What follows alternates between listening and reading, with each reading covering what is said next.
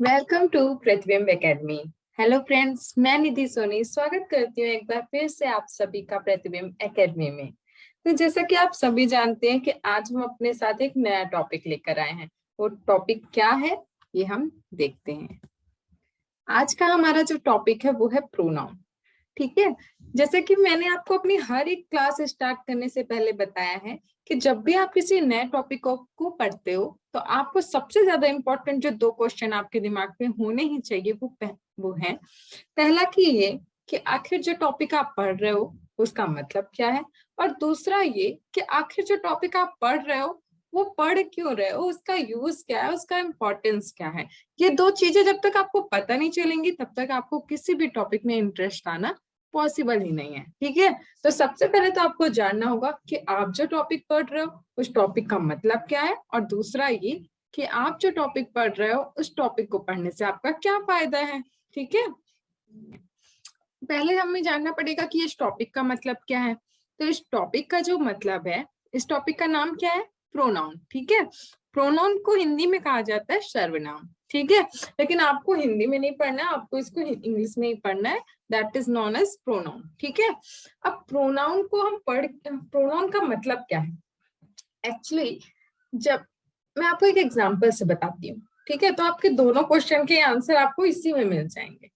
मान लो कि एक लड़का है, क्या उसका नाम है राम। ठीक है, अब आप क्या कह रहे हो कि राम एक लड़का है, फिर आपने कहा कि राम अनूपपुर में रहता है। ठीक है, तीसरा सेंटेंस आपने बोला राम डेली कॉलेज जाता है। अब आपने 3 बार राम राम राम बोल डाला। ठीक है, अब आप बोल रहे हो राम एक लड़का है, राम अनूपपुर में रहता है, राम डेली कॉलेज जाता है। अगर मैं इसको ऐसा ना बोलकर अगर ऐसा बोल दूं तो राम एक लड़का है जो अनूपपुर में रहता है और वह डेली कॉलेज जाता है, तो कुछ अच्छा लग रहा है ना। तो बस इसलिए कि नाउन की अननेसेसरी रिपीटिशन को रोकने के लिए हम न्यू वर्ड्स का यूज करते हैं, और उन वर्ड्स को ही हम क्या कहते हैं? प्रोनाउन कहते हैं। एक बार और रिपीट करती हूँ कि नाउन के अननेसेसरी रिपीटेशन, अननेसेसरी मतलब जो जरूरत का रिपीटेशन नहीं है, तो नाउन के अननेसेसरी रिपीटेशन को रोकने के लिए हम न्यू वर्ड्स का यूज करते हैं, और उन्हीं न्यू वर्ड्स को हम क्या कहते हैं? प्रोनाउन कहते हैं। ठीक है, तो अब जब हम बोलेंगे तो हम क्या बोलेंगे? प्रोनाउन के साथ जब हम इस सेंटेंस को कंप्लीट करेंगे तो वो क्या बनेगा? राम एक लड़का है, वह अनूपपुर में रहता है और वह डेली कॉलेज जाता है। अब हमने राम का रिपीटेशन बार बार राम राम राम तो नहीं किया, तो इसलिए हम इस अननेसेसरी रिपीटेशन को हटाने के लिए अपने जो भी हमारा सेंटेंस उसे अच्छा बनाने के लिए हम क्या यूज करते हैं? प्रोनाउन का यूज करते हैं। अब प्रोनाउन क्या होता है उसकी डेफिनेशन देख लेते हैं। The word which is used in the place of noun is called pronoun. मतलब ऐसे वर्ड जो कि नाउन की प्लेस पे यूज होते हैं वो प्रोनाउन कहलाते हैं। ठीक है, अब एक क्वेश्चन ये है कि आखिर ये नाउन क्या होता है, तो चलिए देखते हैं नाउन क्या होता है। Noun is the name of any person, he is a person. Any place, this is a place. ठीक है, और क्या हो सकता है?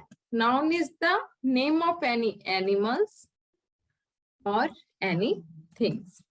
ठीक है, तो noun is the name of any person, place, animal और थिंग। मतलब किसी भी व्यक्ति का नाम हो सकता है, किसी भी पर्सन का मतलब किसी भी पर्सन का नाम हो सकता है, किसी भी एनिमल का नाम हो सकता है, किसी भी थिंग्स का नाम हो सकता है, और किसी भी प्लेस का नाम हो सकता है। ये सारी चीजें क्या है जो भी आप स्क्रीन पे अभी देख रहे हो वो सारी क्या है? ये आपके नाउन में आते हैं। ठीक है, अब हम नाउन में किसी पर्सन, मान लो इस पर्सन का नाम है, दिस इज अ पर्सन, अगर इस पर्सन का नाम है राम।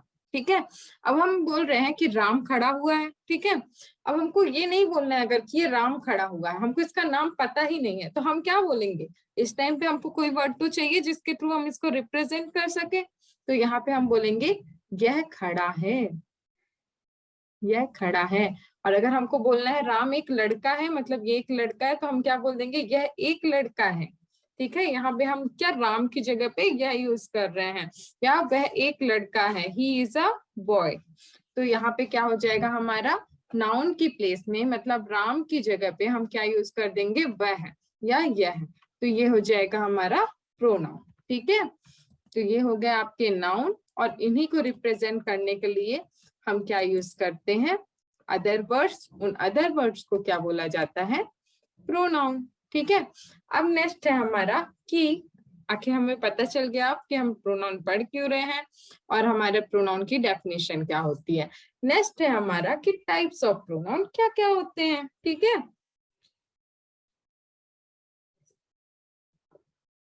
तो there are mainly 10 types of pronoun in English grammar.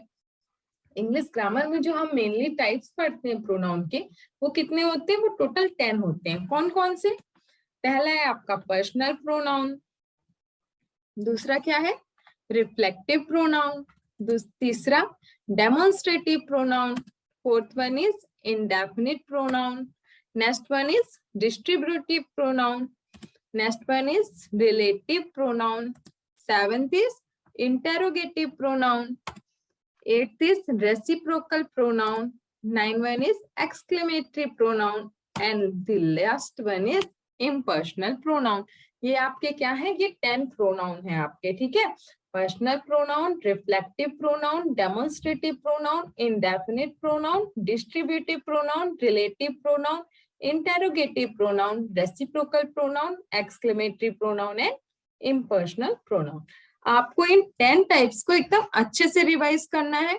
इसको आप लेक्चर के साथ ही रिवाइज करते जाओ, ऐसा सुनो कि मतलब दोबारा भूले ही नहीं। ठीक है, लेक्चर सुनने के बाद आपको क्या करना है, लेक्चर सुनो, देन आप जो नोट्स आपको दी जाती है, कमेंट बॉक्स में पिन की जाती है, उसमें क्लिक करो, लिंक में नोट्स ओपन करो और एक बार उसको रिवाइज कर लो। ठीक है, चलिए, तो अब वन बाय वन हम क्या करेंगे, इसके टाइप्स को डिस्कस करेंगे। ठीक है, तो पहला टाइप क्या है, पर्सनल प्रोनाउन।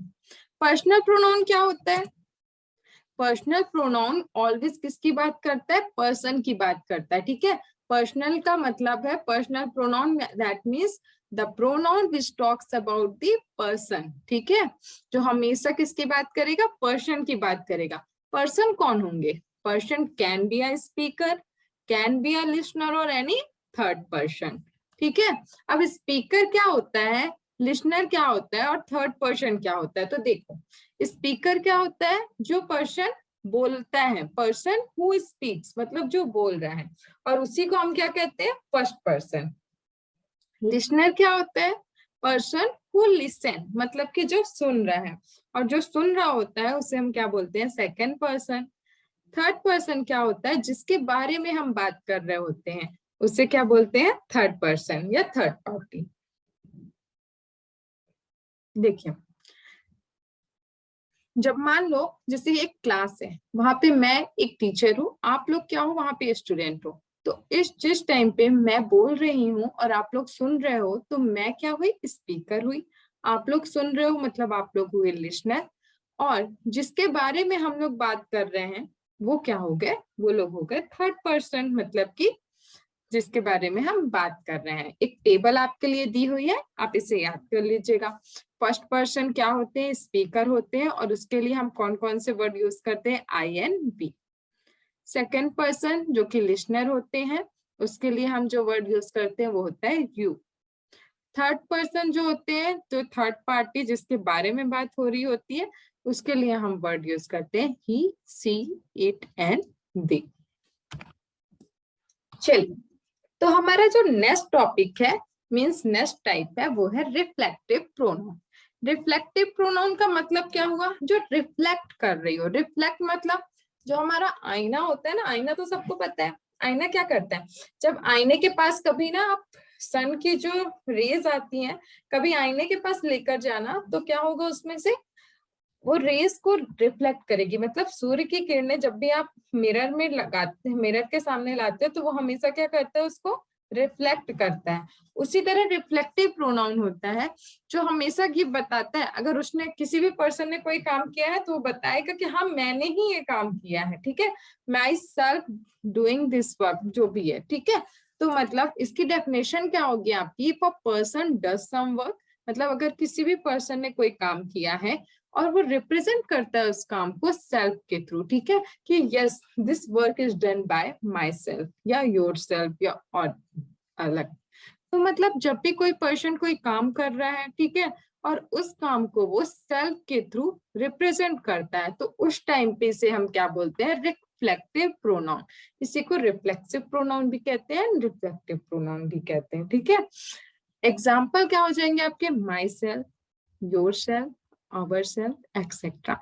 मतलब आपको किसी भी वर्ड में अगर ये वर्ड दिखाई दे, किसी भी सेंटेंस में अगर आपको ये वर्ड्स दिखाई देते हैं, like myself, yourself, ourself, etcetera, then you can say that this sentence has a reflective pronoun. मतलब इस सेंटेंस में हमको रिफ्लेक्टिव प्रोनाउन दिखाई दे रहा है, ठीक है। आई थिंक आप सबको ये चीजें समझ में आ रही है, और अगर नहीं आ रही है तो आपकी रिस्पॉन्सिबिलिटी है कि आप कमेंट बॉक्स में कमेंट करके अपने डाउट्स को क्लियर करें। ओके, तो बढ़े आगे। आगे बढ़ने से पहले आपको जो समझने की बात है वो ये है कि कौन से सब्जेक्ट के लिए हम कौन सा रिफ्लेक्सिव प्रोनाउन यूज करते हैं। अगर कोई काम मैंने खुद किया है, ठीक है, तो मैं क्या, सब्जेक्ट क्या हुई, मैं, आई, ठीक है। अब आई के लिए जो रिफ्लेक्टिव प्रोनाउन यूज होता है, मतलब अगर मैं अपने लिए, मैंने जो काम किया है, अगर मैं उसको रिप्रेजेंट करना चाह रही हूँ तो वो कैसे करूंगी, माई सेल्फ के थ्रू। अगर मान लो बहुत सारे लोगों ने साथ में मिलकर कोई काम किया है, तो वो उसके लिए कौन सा रिफ्लेक्सिव प्रोनाउन यूज करेंगे, आवर सेल्फ, ठीक है। अगर मान लो किसी दूसरे ने काम किया है तो हम उसे यू बोलते हैं, तो उसके लिए क्या यूज करेंगे, योर सेल्फ, ठीक है। ही, अगर ही है कहीं पे सब्जेक्ट, तो उसके लिए हम यूज करेंगे रिफ्लेक्सिव प्रोनाउन हिमसेल्फ, ठीक है। अगर सी है तो उसके लिए हर सेल्फ, दे के लिए देम सेल्फ, और इट के लिए इट सेल्फ। तो ये आपके सब्जेक्ट पे डिपेंड करता है। अगर आपका सब्जेक्ट जो है उसके अकॉर्डिंग आपको रिफ्लेक्सिव प्रोनाउन यूज करना होता है, ठीक है। अब नेक्स्ट है आपका डेमोन्स्ट्रेटिव प्रोनाउन। डेमोन्स्ट्रेटिव का मतलब क्या होता है, जो किसी भी चीज को इंडिकेट करता हूं, ठीक है। तो डेमोन्स्ट्रेटिव प्रोनाउन की डेफिनेशन देखते हैं। If a pronoun is used to represent or point out someone or something by indicating them, then it is called a demonstrative pronoun। मतलब अगर कोई प्रोनाउन है, ठीक है, वो किसी भी को, किसी भी व्यक्ति को या किसी भी वस्तु को कैसे रिप्रेजेंट कर रहा है, पॉइंट आउट रिप्रेजेंट कर रहा है, पॉइंट आउट कर रहा है किसी भी पर्सन या किसी भी वस्तु को, कैसे, बाय इंडिकेटिंग देम, मतलब इशारा कर रहा है उसकी ओर कि हाँ ये वह लड़का है या ये वह वस्तु है। तो मतलब किसी भी पर्सन को वो इंडिकेट कर रहा है या किसी भी वस्तु को वो, किसी भी थिंग्स को वो इंडिकेट कर रहा है, ठीक है। तो अगर इंडिकेशन के थ्रू वो किसी चीज को रिप्रेजेंट कर रहा होता है, तो उस टाइम पे जो प्रोनाउन यूज होता है उसे हम क्या कहते हैं, डेमोन्स्ट्रेटिव प्रोनाउन, ठीक है। मतलब मान लो आप क्लास में बैठे हो, ठीक है, अभी आप बैठे हो और मैंने आपके सामने इशारा किया कि आप वो वाली बाउल उठा के मुझे दे दो, बाउल मीन्स कटोरी, ठीक है।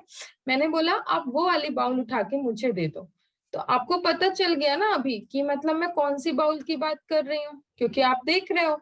अगर मैं वहीं पे बोल दूं आप आंखें बंद करो और फिर मैं इशारे से बोलूं वो वाली बाउल उठा के दे दो, जब आपने देखा ही नहीं तो आप तो नहीं बता सकते कौन सी बाउल की बात कर रही हूं मैं। तो डेमोन्स्ट्रेटिव प्रोनाउन में मेन क्या होता है, आपका इशारा, मेन आपका इंडिकेशन डिनोट करता है कि आप किस चीज को रिप्रेजेंट कर रहे हो। तो जहां पे भी किसी भी पर्सन को या किसी भी थिंग्स को, किसी भी प्लेस को किससे रिप्रेजेंट किया जाए, इंडिकेशन के थ्रू, ठीक है, तो वहां पे हम क्या यूज करते हैं, डेमोन्स्ट्रेटिव प्रोनाउन, ठीक है। अगर हम एग्जाम्पल देखें तो देखो, आपने कोई बुक रखी है या मैंने कोई बुक रखी है, तो मैंने उस बुक को उठाया और बोला दिस बुक इज माइन। तो अभी अगर मैं आपको आंखें बंद करा दूं और फिर मैं बोलूं बुक उठा के दिस बुक इज माइन, आपको कैसे पता चलेगा कि मैं कौन सी बुक की बात कर रही हूँ। जब आप आंख खोलकर देखोगे कि मैम ने कौन सी बुक उठाई है तभी आप जान पाओगे, ठीक है। तो this book is mine is the example of demonstrative pronoun. यहाँ पे जो आपका दिस है वो क्या है, डेमोन्स्ट्रेटिव प्रोनाउन। उसी तरह अगर दूर पे कोई कार खड़ी है, बहुत सारी कार खड़ी है, ठीक है, अगर मैंने इशारे से किसी को बोला है वो कार मेरी है, ठीक है, तो वो कार मेरी है मैंने इशारा करके बता दिया तब तो ठीक है, उसने समझ लिया। अगर उसकी आंखें बंद होती तो क्या वो समझ पाता मैंने कौन सी कार को बोला है, नहीं ना। तो बस जब हम इशारे के थ्रू किसी चीज को रिप्रेजेंट करते हैं तो उस टाइम पे हम जो वर्ड यूज करते हैं वो क्या कहलाते हैं, हमारे डेमोन्स्ट्रेटिव प्रोनाउन। ठीक है, नेक्स्ट पढ़े। समझ में तो आ रहा है? अगर समझ में नहीं आ रहा है ना तो आप कमेंट बॉक्स में कमेंट करके जरूर पूछें, लेकिन अगर समझ में आ रहा है और आपको लग रहा है कि मैम ने मेहनत की है, मैम ने मेहनत करके नोट्स बनाए हैं, मैम ने मेहनत करके लेक्चर बनाया है, तो आपकी रिस्पॉन्सिबिलिटी है कि आप इस वीडियो को लाइक करो। अगर आपने अभी तक चैनल को सब्सक्राइब नहीं किया है तो आपको चैनल को सब्सक्राइब भी करना है और साथ में अपने सभी फ्रेंड्स के साथ इस वीडियो को शेयर भी करना है, ताकि आपके साथ साथ वो लोग भी पढ़ सके और उन्हें भी पता चल सके कि आखिर प्रोनाउन को किस तरह से पढ़ा जाता है। इंग्लिश सिर्फ पढ़ने की चीज नहीं है, समझने की भी चीज है। ठीक है, चलिए पढ़ते हैं आगे। नेक्स्ट है आपका इनडेफिनिट प्रोनाउन। इनडेफिनिट का मतलब क्या होता है? इनडेफिनिट मतलब जो डेफिनेट नहीं है, डेफिनेट का मतलब निश्चित। ठीक है, और इनडेफिनेट का मतलब हो गया अनिश्चित, मतलब जो चीज निश्चित ही नहीं है, जो निश्चित नहीं है, मतलब जो कम भी हो सकती है, ज्यादा भी हो सकती है, थोड़ी भी हो सकती है, बहुत सारी भी हो सकती है, मतलब कोई डेफिनेट वॉल्यूम नहीं है, उसका कोई डेफिनेट नंबर नहीं है, तो वो हम वो क्या कहलाता है, हमारा इनडेफिनेट प्रोनाउन। देखते हैं definition. A pronoun that refers to a person or things in a general way but doesn't refer in a particular or specific way, then this type of pronoun is called an indefinite pronoun. मतलब अगर कोई pronoun है, ठीक है, वो किसी भी person या किसी भी थिंग्स को क्या करता है, जनरल वे में रिप्रेजेंट करता है, ठीक है, not in a specific way. मतलब कोई भी चीज है, उसके पास कोई भी पर्सन है, कोई भी थिंग्स है, उसको जनरली मतलब वो रिप्रेजेंट कर रहा है, कोई स्पेसिफिकली किसी एक पर्टिकुलर पर्सन या पर्टिकुलर थिंग की बात नहीं कर रहा है, तब उस टाइम पे जो प्रोनाउन यूज होता है उसको हम क्या बोलते हैं, इनडेफिनिट प्रोनाउन। चलिए देखते हैं एग्जांपल। जैसे कि आपकी क्लास में बहुत सारे लोग हैं और मैं आके बोल दूं please anybody come to here, come here, तो एनीबडी मतलब आपकी क्लास से कोई भी एक बंदा या बंदी जाके उठ के जा सकता है। ऐसा मैंने पर्टिकुलर या स्पेसिफिकली किसी को नहीं बोला है कि नहीं आपको ही आना है, आपको ही आना है। आपकी क्लास में 100 स्टूडेंट है, 100 में से एनीवन कैन गो। ठीक है, मतलब आपकी क्लास के 100 स्टूडेंट्स में से कोई भी एक जा सकता है, जब मैंने बोला एनीवन कम हियर और एनीबडी कम हियर। ठीक है, अगर मैंने बोला everybody come to school tomorrow, मतलब मैं सबकी बात कर रही हूँ, मैंने किसी पर्टिकुलर की बात नहीं की कि तुमको तो आना ही है। मैंने बोल दिया क्लास 7th स्टूडेंट, मतलब एवरीबडी कम टू स्कूल, मतलब सब लोगों को आना है, लेकिन किसी पर्टिकुलर को नहीं बोला है कि तुमको ही आना है या तुमको ही आना है। तो मैंने एक जनरल वे में बस बोल दिया है कि एवरीबडी कम टू स्कूल। ठीक है, तो ये क्या हो जाएंगे आपके इनडेफिनेट प्रोनाउन, जहां आपको किसी को स्पेसिफिकली कुछ चीज नहीं बोलना है। ठीक है,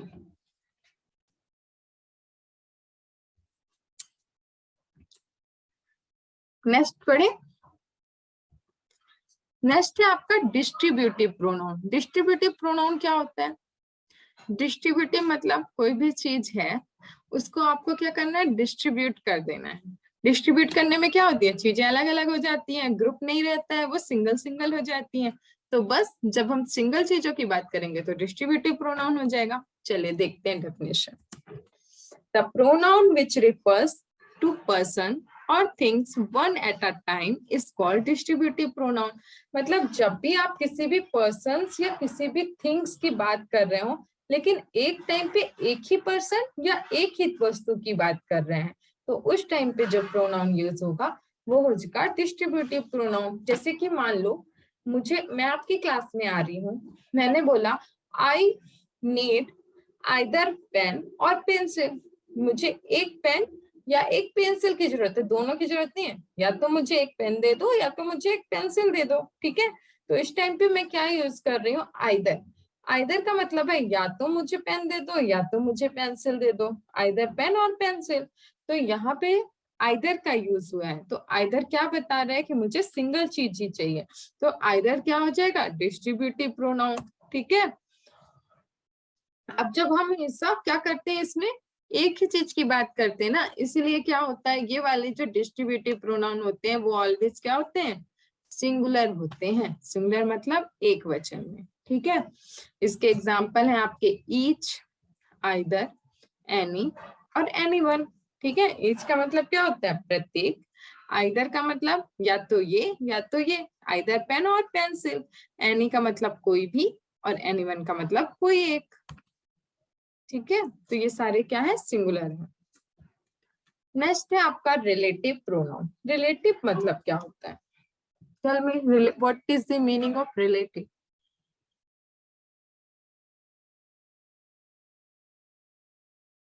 मेरा क्वेश्चन है कि रिलेटिव से आप क्या समझते हो, आपके घर के रिलेटिव, आप फैमिली रिलेटिव।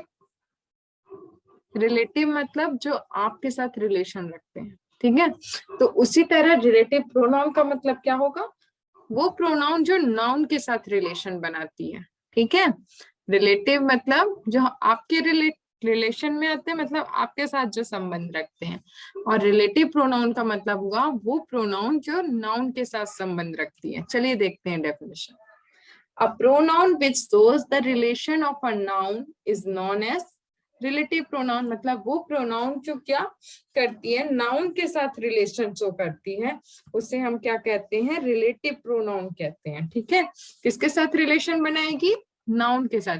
अगर कोई भी प्रोनाउन नाउन के साथ रिलेशन बनाती है तो उसे क्या कहते हैं, रिलेटिव प्रोनाउन, ठीक है। अब रिलेटिव प्रोनाउन के बारे में देखें एग्जांपल, तो क्या है, आई सा a man who is a doctor. तो यहाँ पे जो हु यूज हुआ है वो क्या बता रहा है कि मतलब मैंने एक आदमी को देखा। अब उसका रिलेशन कैसे बता रहा है, हु इज अ डॉक्टर, जो कि एक डॉक्टर है। मतलब मैंने एक ऐसे आदमी को देखा जो कि एक डॉक्टर है। डॉक्टर यहाँ पे क्या हो गया, नाउन हो गया। मैन क्या हो गया, नाउन हो गया। लेकिन आई और हु क्या हो गए, हमारे प्रोनाउन हो गए। लेकिन जो रिलेशन बताने के लिए प्रोनाउन यूज हुआ है वो कौन सा है, वो है आपका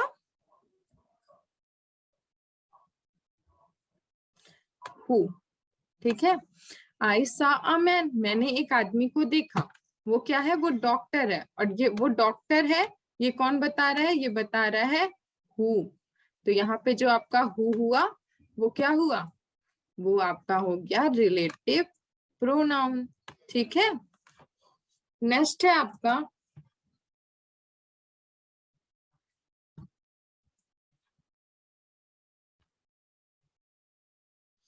नेक्स्ट है आपका I eat mango that was very sweet.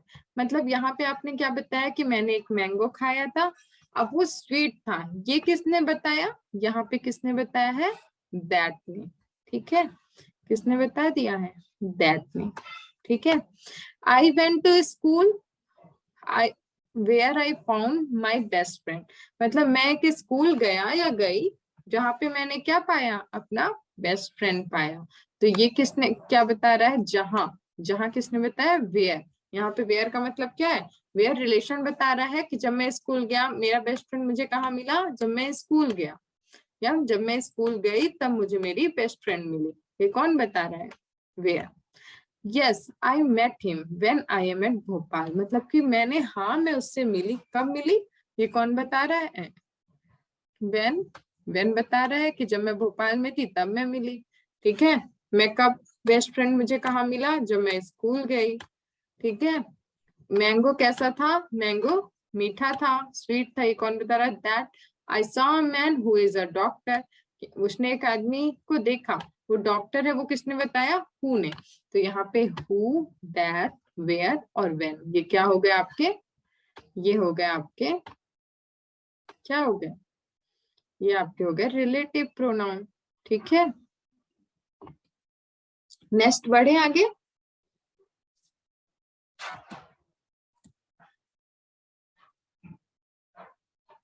ये आपकी टेबल है एक रिलेटिव प्रोनाउन की।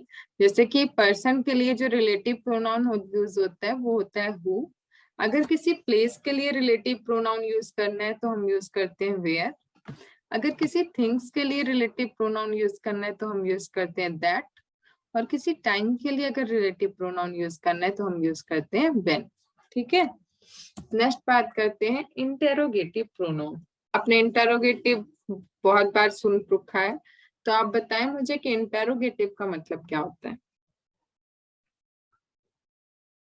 इंटेरोगेटिव का मतलब होता है कि जब भी प्रश्न की बात हो रही हो, जब भी कोई क्वेश्चन की बात हो रही हो, ठीक है, तो वो प्रोनाउन जो कि किसी क्वेश्चन को पूछने के लिए यूज किया जाता है, pronoun which is used for asking a question is called interrogative pronoun. मतलब जब भी कोई प्रोनाउन कोई भी क्वेश्चन पूछने के लिए यूज किया जाएगा, तो उस प्रोनाउन को इंटेरोगेटिव प्रोनाउन कहा जाएगा। For example what, why, where. लेकिन आपने देखा होगा कि यही वर्ड्स किसमें थे, रिलेटिव प्रोनाउन में भी थे। लेकिन जब ये वर्ड रिलेटिव प्रोनाउन में यूज किए जाते हैं तो वो सेंटेंस, दो सेंटेंस के बीच में यूज होते हैं, उन दोनों के बीच में रिलेशन बताते हैं, ठीक है। लेकिन जब ये वर्ड इंटेरोगेटिव प्रोनाउन की तरह यूज होते हैं, तो ये कहाँ पे यूज होते हैं, ये सेंटेंस के स्टार्टिंग में होते हैं और क्वेश्चन फॉर्म करते हैं, ठीक है। तो ये डिफरेंस है दोनों में। लाइक उसमें हमने क्या बोला था कि यस ऐसा man who is a doctor, तो हु कहाँ पे यूज किया था, बीच में। अब देखो यहाँ पे व्हाट का यूज कर रहे हैं, तो यहाँ पे व्हाट हमने कहाँ पे यूज किया है, स्टार्टिंग में। क्या लिखा है, व्हाट इज योर नेम। तो ये हो गया आपका एक क्वेश्चन। नेक्स्ट है why you are doing engineering. मैं आप सबसे पूछ सकती हूँ ना, why you are doing BMLT and DMLT. Please give me answer in comment. आप सभी मुझे कमेंट में आंसर दीजिए, why you are doing BMLT and DMLT. Next one is where are you. इस टाइम पे आप सब कहाँ पे हो, ये लिख के मुझे कमेंट बॉक्स में बताएं कि आप हो कहाँ पर। और सब पे सबको करेक्ट आंसर लिखना है कि रियल में अभी इस वक्त आप कहाँ पे हो जब आप इस लेक्चर को देख रहे हैं। Next one is reciprocal pronoun. Reciprocal pronoun क्या होता है, रेसिप्रोकल प्रोनाउन का मतलब है कि जब भी क्या होगा, a pronoun that relates two or more persons or things। मतलब जब भी दो persons को relate किया जाएगा या दो things को relate किया जाएगा, तो वो reciprocal pronoun कहलाएंगी, ठीक है। ये या तो मतलब एग्जैक्टली रिलेट करती है कि हमें पता हो कि इस पर्सन को रिलेट कर रही है, और कभी कभी क्या होता है कि हमको पता नहीं रहता किस पर्सन को किससे रिलेट कर रही है, लेकिन ये पता होता है कि हाँ सभी पर्सन एक दूसरे को रिलेट कर रहे हैं। फॉर एग्जाम्पल, जो एग्जाम्पल है इसके, एक है आपका ईच अदर, दूसरा है वन अनदर। ईच अदर का यूज जब भी हम करेंगे, लाइक आपकी क्लास में बहुत सारे स्टूडेंट हैं और टीचर बोलता है आप सब एक दूसरे की पढ़ने में मदद करिए, तो अब कौन सा स्टूडेंट कौन से स्टूडेंट की हेल्प करेगा ये डिसाइड नहीं है, तो उस टाइम पे हम क्या यूज करेंगे, each other. For example like this, the students help each other, ठीक है। स्टूडेंट क्या करेंगे, एक दूसरे की हेल्प करेंगे। अब मान लो कि आप और आपकी कोई फ्रेंड है, आप दोनों एक दूसरे को गिफ्ट दे रहे हो, ठीक है। तो अब तो ये पता है कि आपकी ये फ्रेंड ही आपको गिफ्ट दे रही है, आप दो लोग की बात हो रही है, और आप दोनों क्या करोगे, एक दूसरे को ही गिफ्ट दे रहे हो, ठीक है, या फिर एक दूसरे को कोई भी सामान दे रहे हो, तो वहां पे हम क्या यूज करेंगे, one another. Two girls give dresses to one another, मतलब दो लड़कियां हैं जो एक दूसरे को ड्रेस दे रही हैं। तो यहाँ पे क्या हुआ, हमको डिसाइड है, मतलब हमको पता है कि किस किस दो पर्सन की बात हो रही है, और पहले वाले एग्जांपल में हमको ये पता नहीं है कि कौन कौन से टू और मोर पर्सन्स एक दूसरे के साथ रिलेट कर रहे हैं, ठीक है। तो जब रिलेट कर रहे हैं उसका पता ना हो तो ईच अदर यूज करना है, रिलेट कर रहे हैं बट पता हो कौन से दो पर्सन है तो उनके बीच वन अनदर यूज करते हैं, ठीक है। Next one is exclamatory pronoun. अब एक्सक्लेमेशन तो कहाँ यूज नहीं होता है, जब भी मैं आपकी क्लास में आती हूँ तो आपकी क्लास में आप लोगों के होमवर्क को लेकर जो मुझे पता चलता है वो मेरे लिए एक एक्सक्लेमेशन से कम नहीं होता है, ठीक है। तो चलिए जानते हैं एक्सक्लेमेटरी प्रोनाउन का मतलब क्या होता है, ठीक है। एक्सक्लेमेटरी प्रोनाउन का मतलब होता है वहां पे यूज किया जाता है जहां पे किसी भी आश्चर्य वाली बातें हो रही हो, जहां पे कोई आश्चर्य की बात हो रही हो या फिर कोई वंडरफुल थिंग्स हैपेंड हुई हो, वहां पे हम एक्सक्लेमेटरी प्रोनाउन का यूज करते हैं। तो अगर आप डेफिनेशन लिखना चाहो तो नॉर्मली आप लिख सकते हो, a pronoun that is used as an exclamation is known as exclamatory pronoun. ठीक है, अब क्या होता है, एक्सक्लेमेटरी प्रोनाउन के एग्जांपल है व्हाट, ओ, एलस। तो व्हाट जो है वो किसी सरप्राइजिंग थिंग के लिए, ओ जब मतलब आपने कोई चीज एक्सपेक्ट नहीं की या आपने बोला ओ ऐसा, तो ये आपका ओ हो गया। एलास जब आप कोई बहुत ही दुख वाली चीज खबर सुनते हो जो आपको आश्चर्य में डाल दे, जिसपे आप विश्वास नहीं कर सकते हो, उस टाइम पे आप एलास का यूज करते हो। ठीक है, next one is your impersonal pronoun. आपको पता होना चाहिए कि ये आपके प्रोनाउन का लास्ट टाइप है but not the least. Okay, तो इम्पर्सनल प्रोनाउन का क्या मतलब है, सबसे पहले तो आप देखो इसके अंदर छुपा क्या है। इम्पर्सनल प्रोनाउन के अंदर छुपा हुआ है पर्सनल प्रोनाउन। अब पर्सनल प्रोनाउन के आगे लग गया है इम, इसलिए पर्सनल प्रोनाउन का मतलब पूरी तरह बदल चुका है।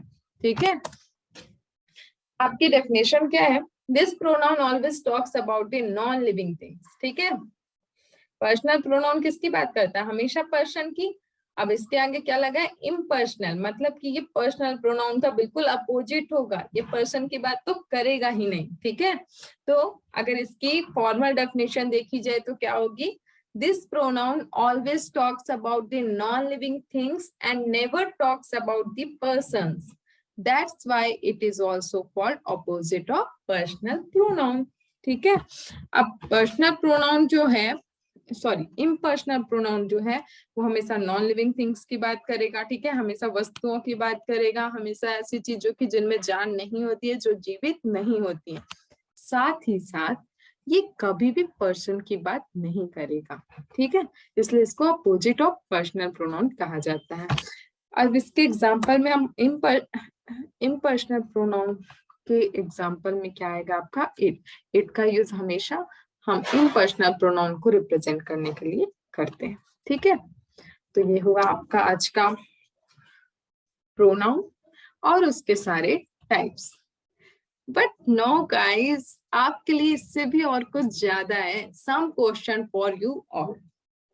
तो रेडी है क्या आप सभी, कमेंट बॉक्स में कमेंट करके बताएं रेडी है या नहीं, आर यू रेडी और नॉट, जल्दी जल्दी जल्दी, I want your answer in comment box, ready और not. Some question for you all, और हो सकता है कि इन क्वेश्चन से आपके टेस्ट वाले क्वेश्चन में कुछ आपको हेल्प मिल जाए, तो don't forget to attend this all questions. ठीक है, तो चलिए देखते हैं आपका पहला क्वेश्चन क्या है। First question is Gary's mom asked fill in the blanks to clean the room, मतलब गैरी की मॉम ने पूछा खालिस्तान टू क्लीन द रूम। अब यहाँ पे आपको पुट करना है, यहाँ पे आपको फिल करना है क्या, कि यहाँ पे ही आएगा या हिम आएगा, ये आपका पहला क्वेश्चन है। कमेंट बॉक्स में आपको इसका कमेंट करके आंसर देना है। नेक्स्ट क्वेश्चन है आपका, after school you and Khalistan must discuss a few chapter, मतलब स्कूल के बाद आपको और आई या मी में से क्या यूज होगा, उसके बाद must discuss a few chapter. ठीक है, नेक्स्ट क्वेश्चन है आपका, नाइदर मैरी नॉर, आगे आप क्या लिखोगे आई या me, knew why the shop was closed. ठीक है, अगर आपको कोई भी क्वेश्चन समझ में नहीं आएगा ना, तो वो भी आप कमेंट बॉक्स में कमेंट करके पूछे, मैं उसका आंसर आपको बताऊंगी कि आखिर उस क्वेश्चन का मतलब क्या, फिर आपको आंसर देना है। लेकिन आपको 10 के 10 आंसर देने हैं। ठीक है, तो ट्राई करिए। इस बार आपके लिए एक सरप्राइज है कि जिसने भी 10 क्वेश्चन में से टॉप किया, तो टॉप 3 स्टूडेंट को प्रतिबिंब एकेडमी के द्वारा सर्टिफिकेट प्रोवाइड किया जाएगा। ओके, तो ये सर्टिफिकेट सिर्फ 3 लोगों को मिलेगा जिनके सबसे ज्यादा आंसर करेक्ट होंगे। ठीक है, टॉप 3 स्टूडेंट को। ठीक है, तो कोशिश करें कि आप इसमें कोई चीटिंग ना करें। दूसरा, सारे आंसर दें। तीसरा, फर्स्ट कम फर्स्ट सर्व, तो जितनी जल्दी हो उतनी जल्दी आंसर करें। ठीक है, नेक्स्ट क्वेश्चन है आपका, my Neiphiu was crying and needed fill in the blank, shirt changed. Did she see fill in the blanks. Next question है आपका, I took the bag. अब इस खाली स्थान में इस fill in the blanks में आपको क्या भरना है, him या they, वो आप डिसाइड करो. नेक्स्ट क्वेश्चन है my mother and वैसे आप सब इतने इंटेलिजेंट हो कि आप लोग ये क्वेश्चन आसानी से सॉल्व कर लोगे, बट फिर भी मैंने आपको ये क्वेश्चन दिए हैं ताकि आपकी प्रैक्टिस हो जाए और आने वाले टेस्ट में आपको थोड़ी सी हेल्प मिल जाए कि किस तरह के क्वेश्चन आ सकते हैं. ठीक है. नेक्स्ट क्वेश्चन है what did fill in the blanks do about the car. Next one is what did fill in the blanks say about the work. And this is the last one. ठीक है. तो एक बार मैं आपको आगे वाले question दिखा देती हूँ. ये है आपके ये 5 क्वेश्चन. इन 5 क्वेश्चन के आंसर आप अपने पहले कमेंट बॉक्स में लिख लें, या तो एक काम करें, एक कॉपी में आंसर लिखते जाएं, देन कमेंट बॉक्स में आप टाइप करें. ठीक है. तो ये 5 क्वेश्चन ये है और इसके बाद के 5 क्वेश्चन आपके ये हैं. टोटल 10 क्वेश्चन है. आप सभी को 10 के 10 आंसर देने हैं. सही हो गलत हो, this is not matter, but आपको सारे आंसर अपने तरफ से देने हैं. चीटिंग नहीं करनी है. और इसके बाद मैं चेक करूंगी कि किसने पहले आंसर दिए हैं, और पहले दिए हैं और गलत दिए तो फिर कोई मतलब नहीं है. किसने पहले दिए हैं और किसने सारे आंसर करेक्ट दिए हैं. तो जिसने भी सबसे ज्यादा करेक्ट आंसर दिए होंगे उन 3 पर्सन को मिलेगा प्रतिबिंब एकेडमी की तरफ से सर्टिफिकेट. ठीक है. तो मिलते हैं आपसे नेक्स्ट क्लास में, और तब तक के लिए बाय. अपना अपना ख्याल रखिए. आपको लेक्चर पसंद आया हो तो चैनल को सब्सक्राइब करें, वीडियो को लाइक करें और अपने फ्रेंड्स के साथ शेयर करें. ज्यादा नहीं, अलग से फ्रेंड के साथ शेयर ना करें, व्हाट्सएप में एक स्टेटस डालें. बस आपका इतना काम हो, और बस it's sufficient for me. Okay. तो अभी जो आपका काम है वो क्या है, लेक्चर को पूरा अच्छे से रिवाइज करना है. लेक्चर देखने के बाद जो कमेंट बॉक्स में नोट्स पिन की हुई है उस लिंक को ओपन करके नोट्स को ओपन करना है. नोट्स ओपन करके क्या करना है, मतलब जितना भी आपने पढ़ा है उसको रिवाइज करना है. रिवाइज करके जितना भी आपको समझ में आए, फिर आपको ये 10 क्वेश्चन सॉल्व करने हैं. जो भी इसका आंसर आपको कमेंट बॉक्स में कमेंट करके बताना है. टॉप 3 स्टूडेंट को प्रतिबिंब एकेडमी की ओर से सर्टिफिकेट प्रोवाइड किया जाएगा. तो चलिए मिलते हैं नेक्स्ट लेक्चर में. तब तक के लिए थैंक यू.